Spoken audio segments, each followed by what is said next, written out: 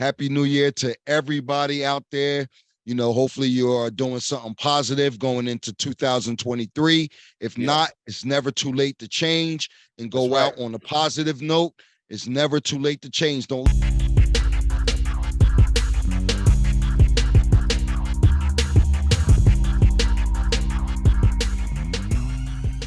Happy New Year to all our fellow members, all our listeners, and all our constituents with the Entrepreneur Chamber podcast. This is our last episode of the 2022 season. And today we're going to break down all our favorite moments. And as always, my name is Sosa, your co-host, man who makes it happen. My man, my partner in crime, IJUST. My man, IJUST, what's going on? We're going to kick it off like this. I'm going to go back to episode number 6. And that was our brother, Qasim Johnson. Ooh. And Qasim is the owner and the founder of Johnson & Johnson Consulting. So let's listen to Qasim in his own words speak about the best business advice that he received. One of the things he said to me, man, that has always stuck with me. He said, Q, it's a difference from working on your company and working in your company. Mm-hmm. And when he said that to me, like, I didn't really get it at the time, but it resonates with me now that sometimes you got to step back in those moments of struggle and doubt, and those moments of indecisiveness. You got to remove yourself and then look at the overall picture and say, what direction do we go in? Because sometimes when you right in the fire, all you feel is the heat. Yeah. So you and all you thinking about is getting out of this heat. That's right. But sometimes you got to get through the heat to get tried and tested, because that's where the gold is purified.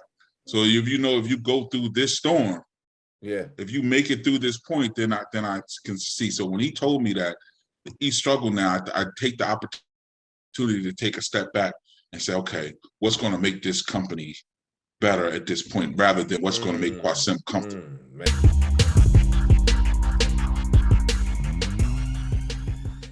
I think I'm gonna stay on that business theme, and I'm gonna go to my man Andrew Smith.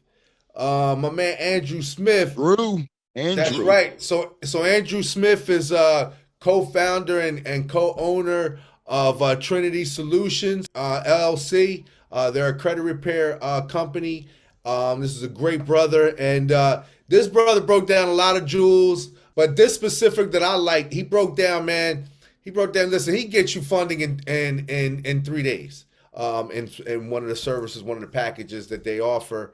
And I thought, that would be a good something to go, like, kind of leave our listeners kind of to remind them and kind of drill into their head, going into the new year. I've gotten funding for companies that have been in business for 3 days. And that's only because it took 2 days to get to the bank. If your personal credit, everybody, here's a myth about business credit. It's not a myth, but it's a misconception. A lot of people think, I have 2 types of clients, and I've been both types in my lifetime. So that's all I can say this. Right. You have one client that says, I need business funding. Why? Well, I messed up my personal credit, but I want to use my business credit to get things that okay. And then you have the other type person that just has their credit in a row, and they just need funding to get their business up and running. You get the business up and going, right? Right, exactly. Both parties can be helped, but it's a lot easier to get your funding if your personal credit's in a row. Why would you not want to have your business personal credit in a row anyway? Mm-hmm. Your personal credit's on point. You can legitimately, with a properly structured company, you can walk into any bank with your $2,000 to open up your account. You sit there, make pleasant conversation, and say, you know what? I'm going to need to get boxes. I'm going to be buying a trailer. I need to get computers. What type of funding can we offer? And when they say funding, in the beginning, you're not getting a $100,000 check to you. No, but a lot of people think that. The funding that you're going to get for a new company, you're going to be winding up getting lines of credit in a business name, God willing, 0% interest for 12 months. Right. That's how you start. Right. Okay. And then you can grow from there. So typically how much does the company, like if you're coming in there, you've been in business, 3 days, like you said, what's the most typically that have you seen that a company can get? I had a client that started out again, new company. It's one of my, I'm good all the way across the country. I was in North Carolina recently. We were able to get company started that weekend, literally that weekend. We got them 40,000 from Navy Federal that weekend. The company isn't a month open yet. Now, did they have good credit? Yes. Were they in the military? Yes. So that made it an easy in to get into Navy Federal. Right. Did they have any craziness on their credit report? No. But they got it.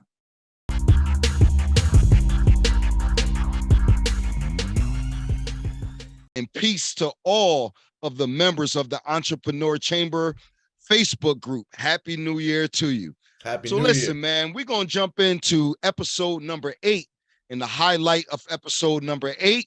And that was with Cameron Turner, AKA everybody knows him as DJ Cam. That's it. And Sos, man, what stood out to me, it was a moment from this episode, and it was how DJ Cam was able to create the logo for Jersey Cat Apparel. So let's listen to Cam break down in his own words how he came up with Jersey Cat Apparel logo. God, but you need a logo, man. I was like, all right, I'll get somebody, maybe I can get somebody to draw it up, you know, give him the name.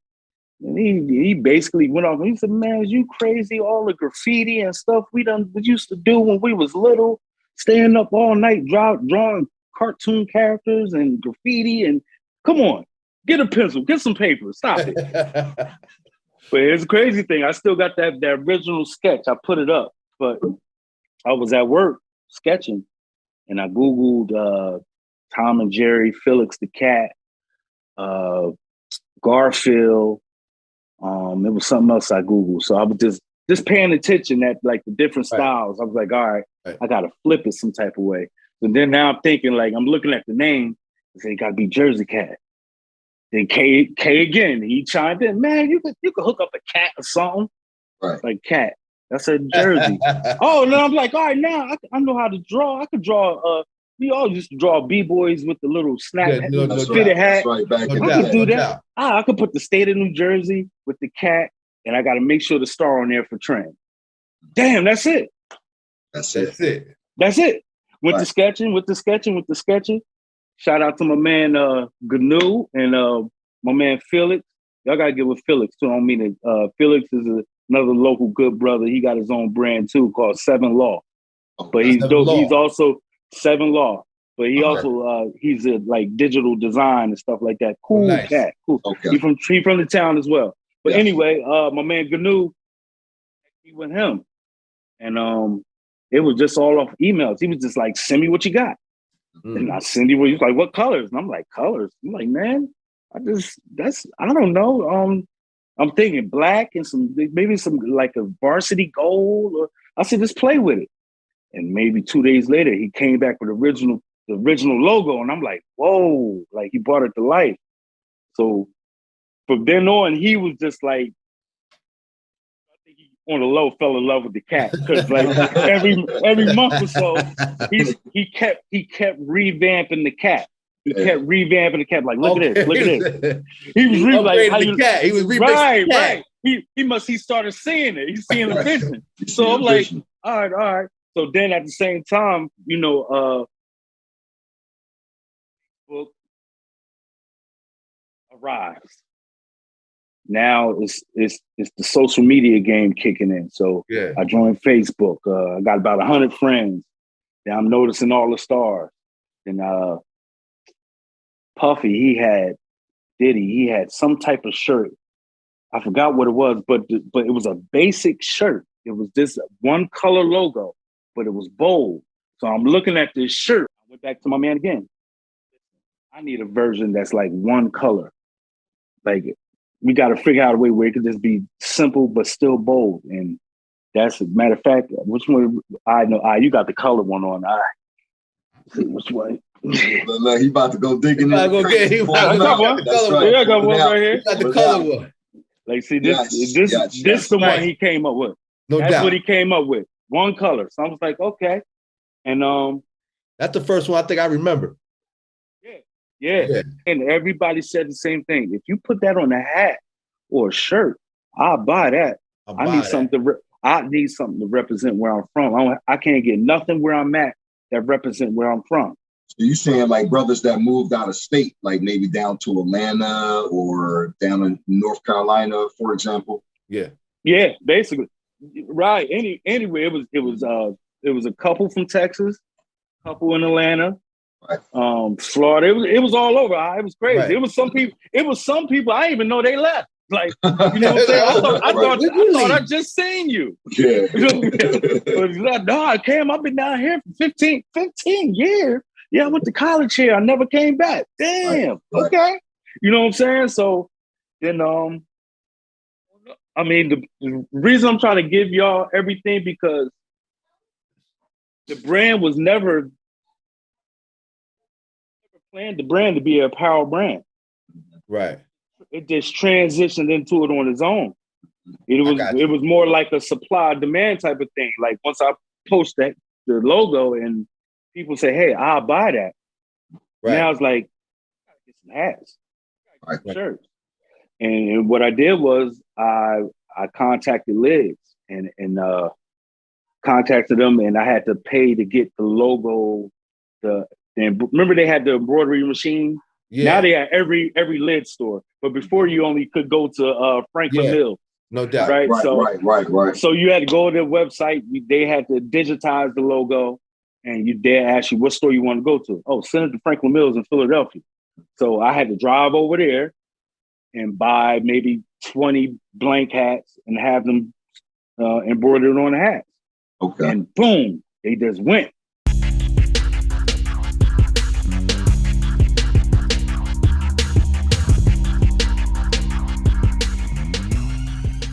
So listen, that was dope. That brother DJ Cam, if y'all don't know, that's Jersey Cat Apparel. Man, go get yourself some. It's fresh. I'm talking about, listen, I got some. Listen, me and wifey got some for under the tree. That was one of our under the tree. One of our gifts. You know what I'm saying? So I definitely gonna suggest you get that.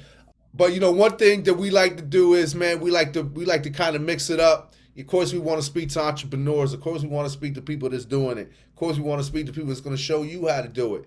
But we also like to speak to people and speak about topics that are prevalent in our communities. And one of those topics is prison reform. And we had the pleasure of having one of our guests, one of our residential guests, Brother C.I. Wise. And if you don't know C.I. Wise, it's a very intellectual, very deep-thinking brother who's been part of the system. And he broke it down so eloquently. But this was a great interview. This was just like a 2-part interview. This was a long interview. Right. Took on a life of its own. That's right. Took on a life of its own. I mean, it was like 2 45-minute episodes or something like that. You know. But shout out to C.I. Wise, peace, God. Shout out to C.I. Wise, peace, God, Happy New Year. But the one that I particularly like that I want to highlight, because this was a teaching moment for myself. He was breaking down how opportunity, that no matter what, if you are presented with the opportunity, you are being entrapped. You can easily be entrapped no matter what your situation, what you're thinking. He had brought up Brother IJUST, if you remember, brought up a television show. And in this show, they basically have a beautiful car and they just let it sit in there running and see if people are going to jump in it. And then I was saying, well, in person that wouldn't happen. But the brother IJUST eloquently said, nah, listen, if provided with the opportunity, based with him and Brother C.I. was saying, if you provided with the opportunity, anybody can do it at any point, any time. It doesn't really matter. And so this was a teaching moment to me. And I thought that this was an excellent point. And it really just kind of speaks to, man, listen, in our communities, we're exposed to things, a little more than the average person, obviously. But it just speaks to, man, no matter what, if that bait is out there, human nature, because of our normal human nature, we're going to put a lot of times, we're going to take that bait no matter what our circumstance is. And this particular clip spoke to that. And yeah, so watch Brother C.I. Wise and my brother IJUST as they break this down. It's not systematic that they come into densely populated neighborhoods and look for criminal activity. Yeah. The probability of you finding criminal activity in any densely populated environment is very high. Especially if that environment is stricken with poverty. You know what I'm saying? Stricken, I just. And we must speak to that because everything is so inclusive that when you're stricken with poverty, you only looking for better. Yeah. So now the opposite of poverty though is opulence. Yeah. Yes. Right? The opposite of poverty is not sustenance. It's not sustain, get a meal every chance you can, 3. No. The opposite of being impoverished is having in abundance. Yeah. When you've experienced the valleys, you want to experience the peaks. That's right. That's true. And I don't know a person in the world that doesn't seek a thrill. Yeah. When the young adolescents in our impoverished neighborhood don't realize that they satisfy the thrill chase, the financial chase, and all that until they get in trouble by a system that's made to deprive and oppress them. So you throw the trappings out there for me in a big mousetrap. And it's me that we call this hustle the trap, because that's all it is, right? Right. True. Will be a few that get that peanut butter off that trap. You're gonna hear the snapping and ain't gonna be nothing there, right? Right. 9 times out of 10, when you hear that snap, you got that tail and you got that rat. Yeah, that's right. That's right. Right. So our neighborhoods to the system of America for a long time, and it's starting to change a little bit, was nothing but mousetraps. Yeah, I remember they even had I remember they even had a program on TV where they would bring a vehicle in, like, let's say in the middle of Roger Gardens, leave the vehicle with the thing running, like the ignition or the car on, but it's what is it called, entrapment or whatever. So then people would get in it and then like look around, they about to drive off with the car, and then they remotely turn the car off. I know the show you're talking about. Yeah, bro. I was like, the irony of you telling me this, is that I learned of this show while incarcerated. Right? I was like, yo, that show is crazy. Around like, yeah. Crazy, right? You jump in the car, you go to get off, and the doors lock on you, here come the police. Like, would they go do that in Kentucky, and would they go do that in redneck neighborhoods? Right? And it's like almost even with that, they're looking for. But I speak this way so people understand and visualize what I'm talking about. I think also they're looking for, like, in that instance, people, like, some people will walk into the store to get a pack of cigarettes. They wasn't even thinking about stealing the car or nothing. You know what I'm saying? Like, I'm just walking to the store to go get a pack of cigarettes, and I see an opportunity to steal a car for whether it's to get to the store faster. So you say that they would have the car. Wait, so you say that they would have the car running? They would have the car running. Yeah, and then the cops would be across the street with binoculars on. Like who's gonna take this car?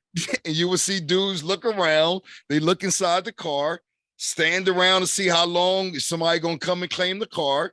And then next you know, they jump inside the car and drive off. The catch is and the police shut the car off. It was an actual TV. The catch is what I just was remiss in saying a little bit was the car was always flossy. It was always spectacular. They didn't have Chevy Nova. Right. Wasn't no Toyota Corolla. You got a Corvette. Right. You got a Lexus, right? Right. Keys in the ignition. Right. Just sitting there. Right. Listen, the right neighborhood, that's gone. Right. The right neighborhood, and you put that in a neighborhood where ain't nobody got keepers, right? Yeah, that's gone. That's gone. Right. Finders keepers. The reason why they not taking that in Princeton because everybody got that plus way better. Even if it was a Rolls Royce, they probably wouldn't have took it in Princeton, bro. Like, I think it's more of the psychology of the entrapment. That's what Nah, because I'm just saying, even if it was a Rolls Royce, I don't even think somebody from Princeton would have took it. Hosts, because I always speak like everyone is listening to me, right? And though we joking right now, the truth of the matter is there are people in prison that will take the car. Mm-hmm. If they look around and think nobody is watching them, they will take the car. Mm-hmm. Opportunities. Winona Ryder she was a bona fide star. She was a kleptomaniac. She would go to places like modern day Walmart and steal for the thrill of it. She didn't need to steal because she was broke, because she needed it for food. The lady was rich from movies. If any of y'all don't know who Winona Ryder is, it was a big movie back in the day named Beetlejuice, and she was the main actress. Yeah, Winona Ryder. In the movie. Yeah, remember that? Yeah, they said get caught for shoplifting. They make it sound like she got caught one time. The lady was a kleptomaniac. Yeah. Out of necessity. Out of chasing a thrill.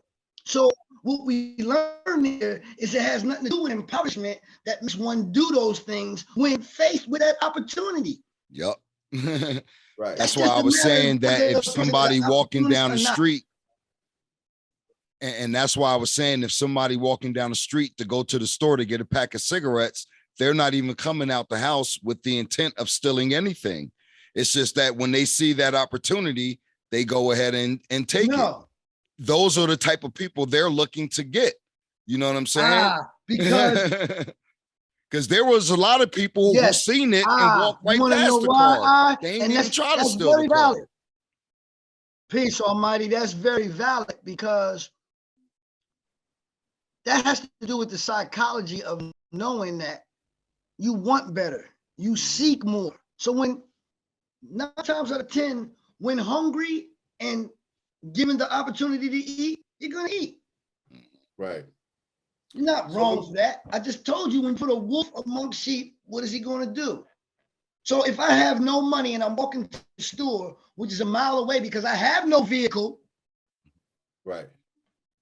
And I think someone is careless enough to leave what they paid good money for unattended, I will take. And the only time I'm a criminal is when I'm caught.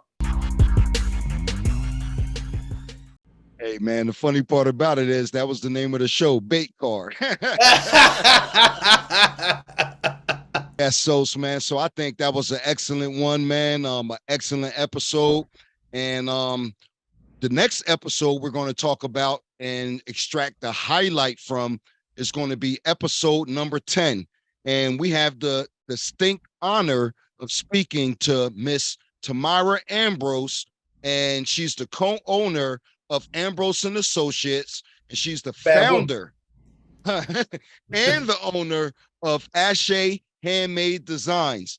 And Brother Sos, man, you know, your wife, she shared many jewels with us and the members of the Entrepreneur Chamber that day. From being the mother, how do you balance being an entrepreneur and how do you balance family? That was a and amongst the many jewels that she dropped that day, what stood out to me in that episode was about mentorship. And let's listen to how Miss Tamara Ambrose explained why it's important to seek wise counsel and to get mentorship. Dope. I think one of the key things that I did learn, and obviously this is from a lot of programming as well. So going into it, I was doing it because that's what I thought I was supposed to. But hindsight, looking back at it, that was a good integral part of it, which is knowing how to follow, right? Mm-hmm. Because I think everybody needs a mentor or a teacher or someone that knows better than you, right? Right. So a lot of those jobs, I might not have had all the skills to do it. So therefore I had no choice but to rely heavily on someone else to teach me how to do it. Like if I don't know a computer, program that they used, clearly I have to learn it from someone. So I have to humble myself and say, I don't know how to do it, right? And take that mentorship from them and apply it. And I think that's something that, I have to die to myself daily on that. Don't get it wrong. Right. I'm a wife. So, sometimes my husband, who's here today with us, and you will co-sign, but don't, will say that sometimes I need to be led and I have a problem with that. Right. But that skill, especially on the workforce, is essential in learning that, because even as an entrepreneur, there's somebody who does it better than you, who's done it for a while, who's already had the pitfalls and been through the valley. You can learn from them and their pitfalls instead of making them yourself. But sometimes we don't want the mentorship, and we'd rather have the same struggle that they did and wear it like a badge of honor. And that's nothing to be honorable when you could have learned it from them. So I think just mentorship and leadership and being a good follower until it was time to lead is a quality that I think anybody, whether they're an entrepreneur, whether they're a worker, or whatever position they're at in life, should strive to learn how to do at different times. That's dope. That's dope. Now let me ask you, so now fast forward a little bit. All right, so now you're working, you're out of college, you're working. Tell us about some of the jobs that you had, and then what kind of made you decide to jump into full-time entrepreneurship, full-time business ownership. Well, I've done a lot of different things. I started down, like I said, I was in the fashion world, so I commuted to New York for a long time. I worked more locally as like district managers and managers that you alluded to earlier.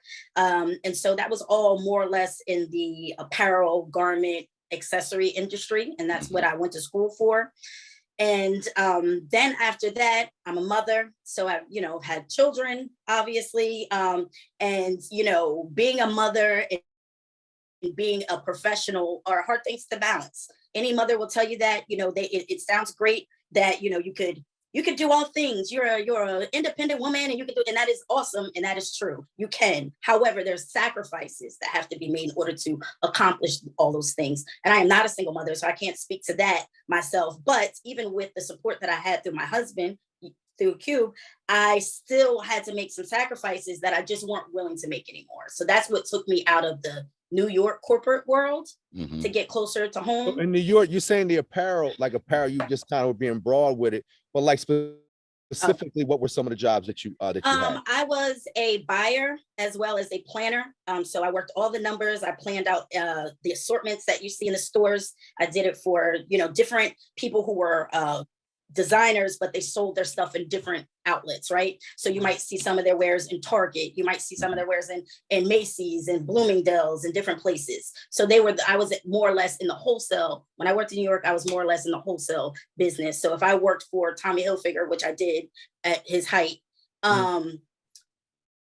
it was him putting his things into Macy's or him putting his things into the different department stores. And we would put the assortment of what you see in each store together and how many units. So if it's sold out of black, that's my bad. Oh, okay. Right? So as a planner, because I was a little curious about that. But that's actually a pretty vital position, I would assume. Yes, it is. And so that could be good and bad because you can be very wrong or very right? But, luckily it was somebody else's money and I didn't have to worry about it as much. But that essentially that's what it was. So, like every season there's new colors, there's new things like that in different stores. It gets, tricky. That's why it's a planner. You have to like plan these out, see multiple seasons in advance, right? So it wasn't like, oh, it's about to be fall, let me figure out what I'm going to put at Quaker Bridge. No, that had been planned out a year ago, right? And so it would be, okay, that's Quaker Bridge, but this is Oxford Valley. Oxford Valley's demographic looks like this, Quaker Bridge looks like this. So there might be bigger people in Quaker Bridge and smaller people in Oxford Valley. So they might be getting the same shirt, but different size scales. It gets complicated. So it's a lot of analytics and things of that nature. So when I was on the planning side, I was dealing with a lot of analytics. So we're going to proceed and move forward with episode number 12. And in this episode, once again, we had the distinct honor of interviewing and speaking with Miss Sherry Jefferson. And for those that don't know, Sherry is the owner and the founder of Jefferson and Associates, LLC.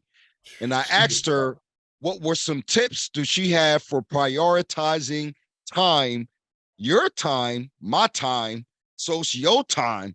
What are some tips that she may have that can help an entrepreneur, a business owner, and how they can better prioritize their time? So let's listen to what Miss Sherry Jefferson had to say. I got to listen. Do you have any tips for the members of the Entrepreneur Chamber? Mainly me. Maybe a few strategies on how to best prioritize your time, because sometimes that is the Achilles heel. No, Winston, I got nothing for you. But I will share this. I will share this though, because I struggle with that too. But what I did was, and I'm still working on it, because that's a challenge, because all of us have more than one thing that we're working on. Yes. Yeah. So we really kind of divide our time. Yeah. One thing that I started doing, I sent it out to a group of my friends and my sister, my niece, and I titled it Millionaire Morning. What I do would get on a Zoom call for an hour from 5 to 6. And everybody is not talking, we're not doing it. Everybody's setting out what they're gonna do for that hour. If you say, okay, I need to write my list of people I'm gonna call today, or send out emails, whatever you're gonna do for that hour, you go ahead and get that done and get it out the way. And then you can complain the rest of your day.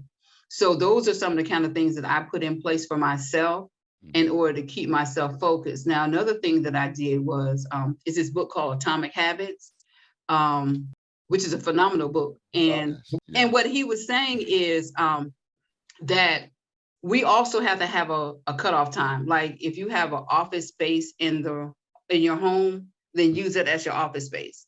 In the living room, you watch TV. In the bedroom, you sleep. So I took my TV out of my bedroom, because what I noticed when I go in the bedroom, really don't want to sleep, but I'll be looking at TV. So I removed my TV out of my room. So that's the place for that. So that's already programming me to be proactive in doing what I need to do. Right. So I'm getting my sleep, because ordinarily I'll be up looking at TV all night. Right. So when I leave out my office, work is done. Like I don't take work to the room. I don't do all of that. So I think putting those different things is changing your mindset, and you're getting conditioned. Okay, so now you're getting a system going.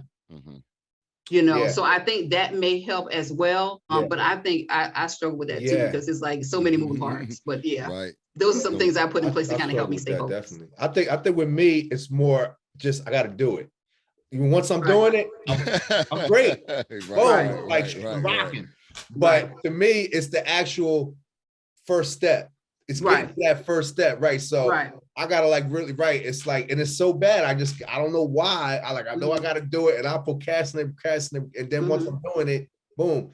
But it's just I think I've been trying to work on that. As far as the routine, because I do feel and reading through some things that it's like you try to get a routine, but then it's staying on that routine. Right. Yes. Yes. All right. Man, that's something right there. Listen, I was listening like I've seen it before, did the interview, and I was listening to it all over again, because that's something I need to do. Something that's an area that I have recognized that I always need much more improvement in. And we had the pleasure of interviewing the fine, good brother, Dr. Josue Feliz, who is a very deep intellectual brother, a brother of faith, a deep thinker, and he dropped a lot of jewels that day, a lot of things that we learned that day, and there was two things that he spoke about that day. One, listen as he breaks down the meaning of the word biopic. The fact that right now the three of us are people of color, or the BIPOC, we've always known it. Some are able to clearly articulate these things taking place. So that's part of the inequalities. People of a certain skin color have access to everything, and there's others who have to work harder for it, and still, even though they have everything, still keep getting fought. And a perfect example for me, and then I'll answer your question, is I have the experience, both elementary, middle, and higher ed. I got my doctorate. I have all this other things. You know that I still get denied in certain places? Everything that America says, society says that you're supposed to have. I have all those, and yet I'm still a threat. Why?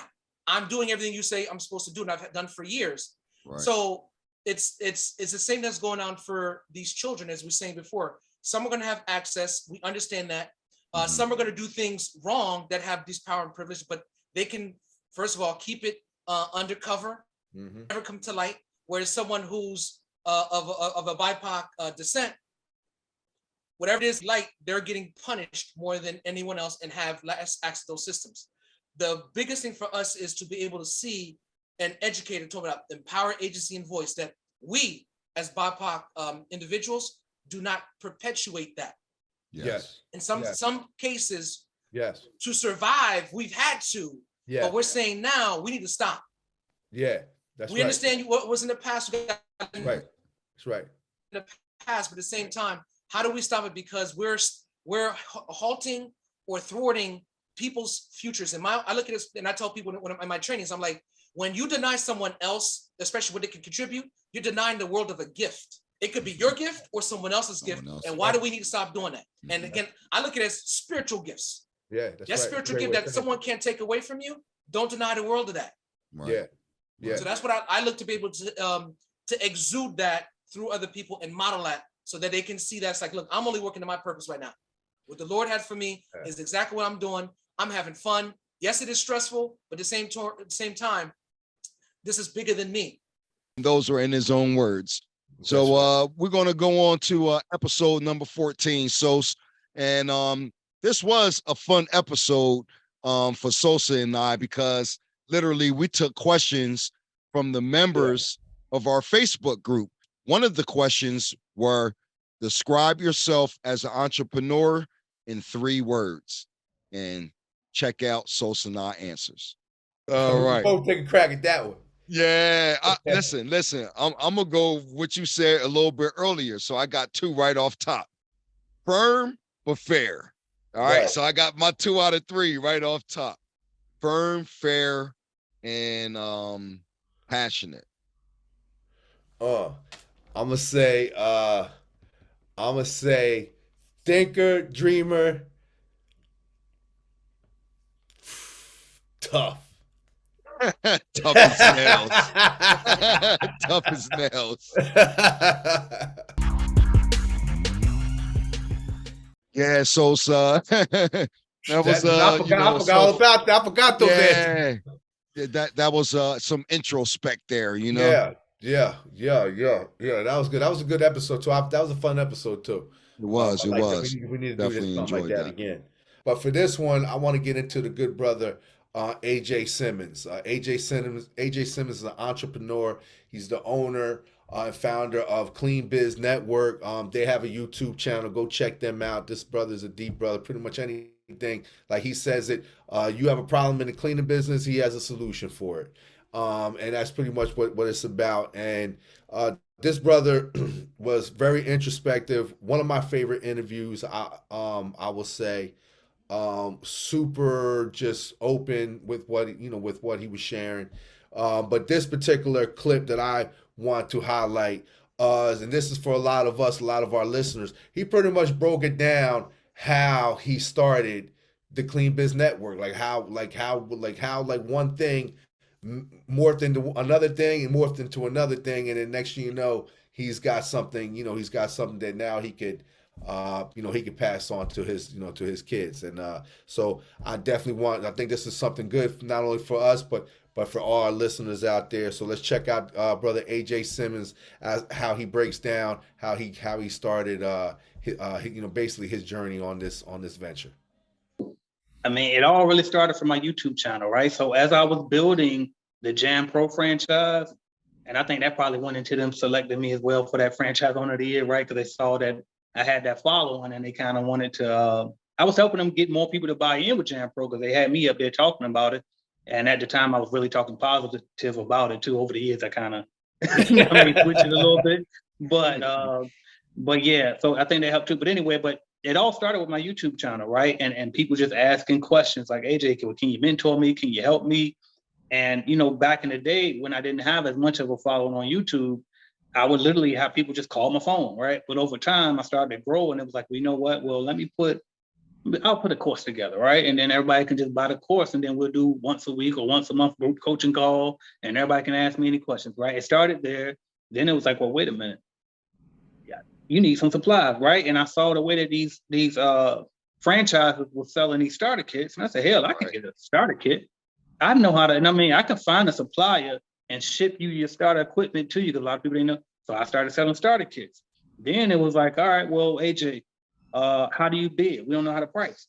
So then I was like, damn, I know how to put together a little program. Good, luckily for me, I was always good with computers. You know what I mean? And so I put together a bidding calculator so one thing too I didn't mention yet was I actually, after I won that Franchise Owner of the Year award and all that and grew with Jan Pro, I was offered a job with Jan Pro as well. So they hired me to be operations manager in Florida, which is where I live now. They brought me here. Wow. So my company was running up in Virginia. I was running that passively while I was in Florida being operations manager for them as well. So when they hired me on, wow, that's when I really, really learned the game. And that's also when I really, really learned I had to get out. You know what I mean? And start my own thing. Right. When I saw their You're like, I could do this independently. Exactly. You know what I mean? Well, you were seeing their bidding calculator, right? Yeah, and I know I could do this. You know what I mean? I can, you know what I mean? So I said, you know what, I'm gonna do it. So, and I saw their bidding calculator, and everybody asked me how to bid, so I made a bidding calculator, made it into a mobile app with just Googling how to build an app, right? And found an app builder website. I'll say it's Appy Pie is what I used at first. You know what I mean? And I just started with that and built my own app. And then so I had the course, I had the starter kit, I had the bidding calculator, and then I was like, well, damn, now I gotta help them get customers because the franchise will get you customers. So then I had this idea. It was somebody, shout out to my boy Yak Gak, who does all my videos for me. He hired a cold caller overseas and they would just set bidding appointments for him. And I was like, damn, how did people do that? So then I seen this other post in this other janitorial group, and the guy had literally posted the same thing and was like, well, yeah, all you got to do is pay these people, you know, $5-6 an hour, and they can cold call for you, set appointments. I was like, bam, I think I figured it out. So I went back to my Facebook group, which Clean Business Network used to be a Facebook group. And I asked them, I said, hey, if I could get you an appointment set, we called it leads. If I can get you a lead, would you pay me $100 for it? And they was like, yeah. And I was like, all right, bet. So I went and built a quick web page right quick, put a payment processor on there, put it out there and say, hey, here it is. If you want to buy leads, here you go. $500 worth of sales, 5 leads sold. I had no cold callers. So, but the thing was, I told them, give me 30 business days and we'll get you an appointment. So I knew in 30 days, I better hire some people and get some appointments, or I got to get them their money back. So I found some people, got some appointments, and sent those appointments over. I followed up with the first clients that we sold those to. I said, hey, was those appointments legit? Because I didn't know, right? It was like, we literally just found them, you know what I mean? I didn't go there and anything. And so I called those first people that bought. I was like, hey, was they legit? He's like, yeah, we actually, you know what I mean? They actually let us walk through. And I was like, oh shit, I'm up to something. You know what I mean? So I'm on to something. Yeah, so now we had the leads, we had the calculator, we had the all of that, right? And so that's when I said, all right, time to go get an LLC and actually make this Clean Business Network thing a thing. So the leads really took it to the next level. You know what I mean? And so that's what Clean Business Network is in a whole. It's simply me, you know, it started off with just me just simply trying to help people. And it's like, wherever I see a problem within the industry, I'm gonna provide a solution for it. Cause I'm not the type of person, I'm just gonna sit here and say, hey, don't buy no franchise. They trash.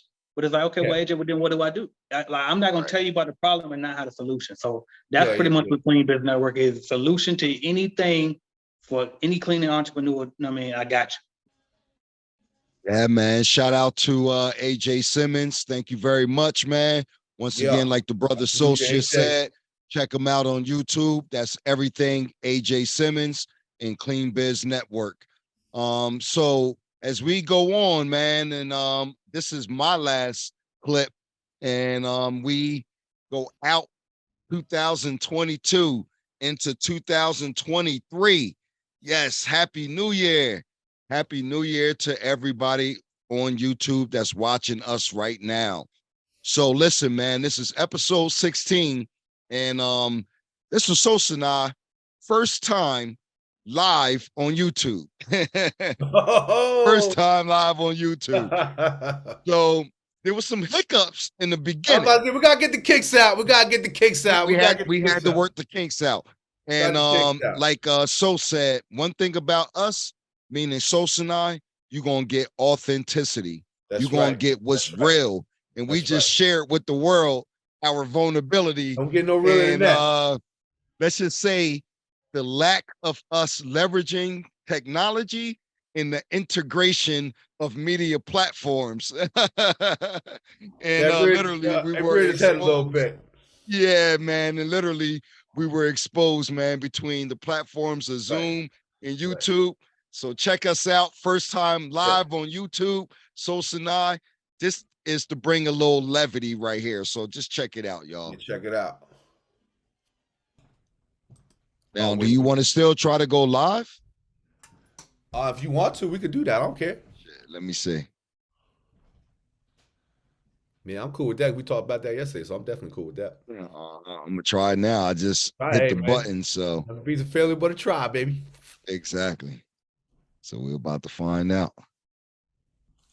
Okay, it's saying preparing to live stream the meeting, setting up your meeting for YouTube live. Let me know when it's live, and I'll just go right in. We're in. You might be live now, bro. All right.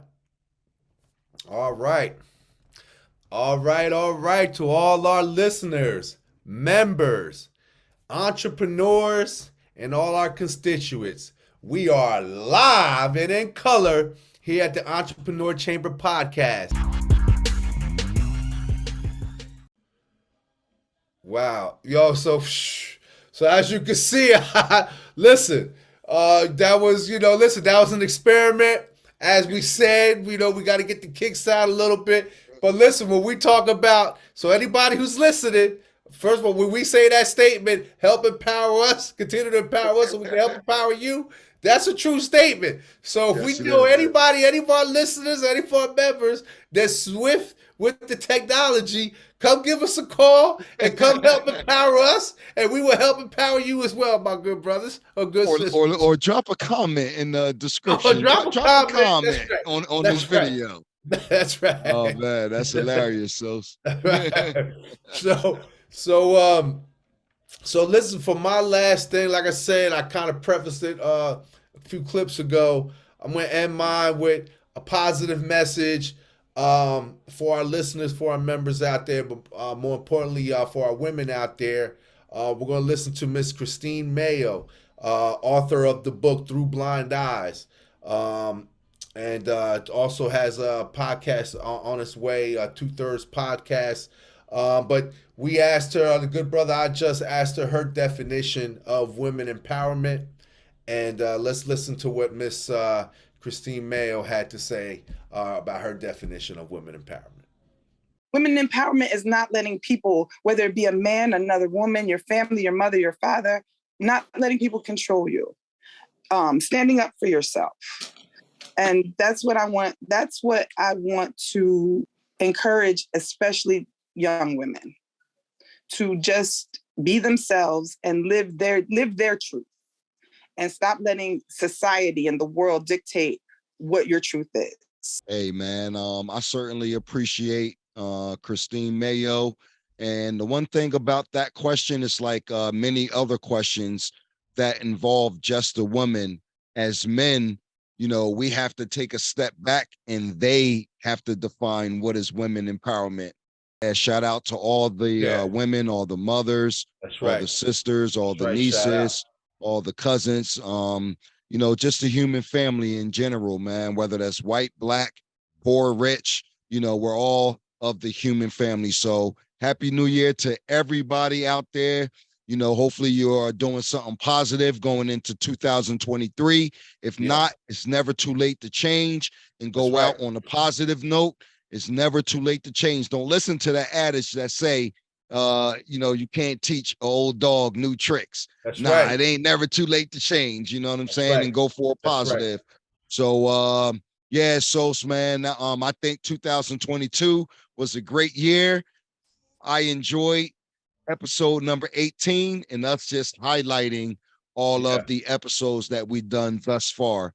So brother, that this was definitely a dope episode to me.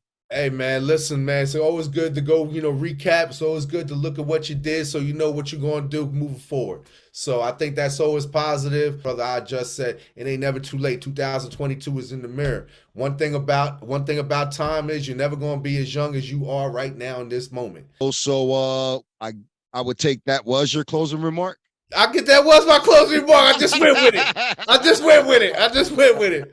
That long soliloquy, that was it. You know what? And that's the best monologue, man. That's what makes you great, is the ability to be witty, think off your feet, and freestyle, my brother. You know what I mean? I'd be remiss to say and not shout out, because it made me think of two people. Yes. Sakia, Fortson Brown, and the Hustle Lab. Thank you very much for the collaboration and everything you do. That's right. Akia Fortson Brown, once again, that's the Hustle Lab, the greatest, the best marketing firm. And we linked up with her in 2023.